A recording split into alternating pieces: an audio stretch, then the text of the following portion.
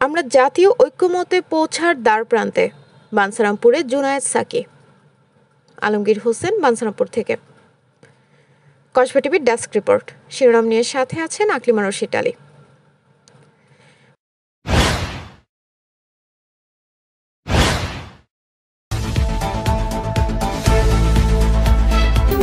Kasba TV, হৃদয়ে বাংলা। ব্রাহ্মণবাড়িয়া জেলার বাঞ্ছারামপুর উপজেলার সয়ফুল্লাকান্দি বাজারে গণসংহতি আন্দোলনের সয়ফুল্লাকান্দি ইউনিয়ন শাখা উদ্বোধনকালে জননেতা ও গণসংহতি আন্দোলনের প্রধান সমন্বয়ক জুনায়েদ সাকি প্রধান অতিথির বক্তব্যে এ কথা বলেন। তিনি বলেন, আমরা অনেক বিষয়ে সংস্কারের ক্ষেত্রে সংস্কার কমিশনের সাথে জাতীয় ঐক্যমতে পৌঁছাতে পেরেছি। যে বিষয়গুলো আমরা জাতীয় ঐক্যমতে পৌঁছাতে না পারি সেগুলো এদেশের জনগণ সংস্কার করবে। বৃহস্পতিবার বিকেলে এলাকার গণ্যমান্য ব্যক্তিবর্গ ও গণসংহতি আন্দোলনের নেতৃবৃন্দকে নিয়ে এই অফিস উদ্বোধন করা হয়। মিলাদ ও দোয়ার মধ্য দিয়ে অফিসের কার্যক্রম শুরু হয়। স্বাগত বক্তব্য রাখেন উপজেলা গণসংহতি আন্দোলনের উপজেলা সমন্বয়ক শামীম শিবলি। আরও যারা উপস্থিত ছিলেন: বাবুল সরকার, মাতু মাস্টার, রাকিব মাস্টার, মোহাম্মদ রাকিবুল ইসলাম, মোহাম্মদ মহিউদ্দিন, আলামিন মাস্টার, মোহাম্মদ ইলিয়াস, মোহাম্মদ মাইনুদ্দিন, মোহাম্মদ মোস্তাক, মোহাম্মদ সুজন, আব্দুর রশিদ, মোহাম্মদ মানিক মিয়া, মোহাম্মদ মহসিন মিয়া সহ প্রমুখ। এ সময় আগামী নির্বাচনে মাথাল মার্কায় ভোট দেওয়ার জন্য আহ্বান জানানো হয়।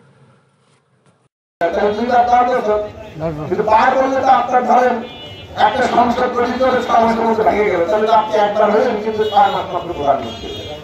এই নিয়ে এখন আলোচনা আছে যে একজন ব্যক্তি আর জীবনে সর্বোচ্চ 10 বছর প্রধানমন্ত্রীর দায়িত্ব পালন করতে হবে।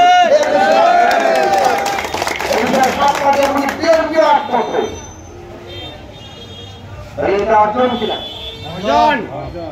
আর কেউ একটা যদি মনে করে আজীবন প্রধানমন্ত্রিত্বগিরি করবো, সেটা আর বাংলাদেশে হবে না। আমরা বলতেছি সংসদ হবে 2 কক্ষে, নিম্ন কক্ষ, উচ্চ কক্ষ। নিম্ন কক্ষে 400 আসন, উচ্চ কক্ষে 100 আসন। এটা নিয়ে এখনো তর্ক চলতেছে যে উচ্চ কক্ষ কিসের ভিত্তিতে হবে, নিম্ন কক্ষের আসনের ভিত্তিতে নাকি ভোটের ভিত্তিতে। ধরেন আপনি নিচে 200 আসন পাইলেন, তাহলে আপনার উচ্চ কক্ষের স্পিকার হবে আসন ভিত্তি করে হবে 50টা, 100টায় 50টা, তাই না? অঙ্ক কি বলে? 400তে 200 বলে, আপনি 100তে উপরে কত বলেন? 50, মানে অর্ধেক। আর যদি ভোট পান 40%, তাহলে উপরে কত পাবেন? 40টা। তার মানে আপনি আসন অনুপাতে বেশি আসন পাইলেও ভোট পার্সেন্টেজ আপনি যদি কম পাইছেন, ভোটের অনুপাতে আপনি কিন্তু কম পাবেন, তাহলে আরো অন্যান্য দল সুযোগ পাবে।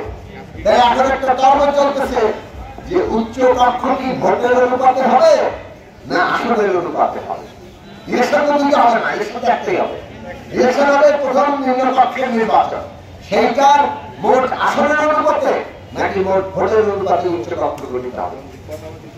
উচ্চ কক্ষে আপনি কিছু ক্ষমতা রাখতে হবে যাতে নিম্ন কক্ষ যা যা করতে না পারে, সংবিধান বদলায় বা সরকার করতে না পারে, কিংবা তত্ত্বাবধায়ক ব্যবস্থা বাতিল করে দিয়ে দেশের ফ্যাসিবাদ কায়েম করতে না পারে। কসবা টিভির সংবাদের সাথে থাকার জন্য ধন্যবাদ জানাচ্ছি।